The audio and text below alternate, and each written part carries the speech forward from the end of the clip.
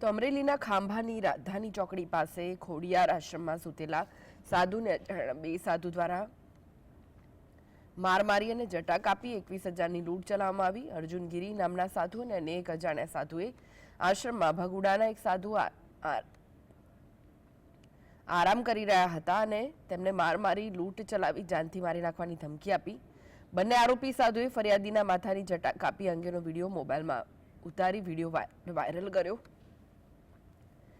સાથે જ સામાજિક અરાજકતા ફેલાવવાની કોશિશ કરી હતી। આ ઘટનામાં આરોપી અર્જુન ગિરી સહિત બે વ્યક્તિ સામે હુમલો કરી 21,000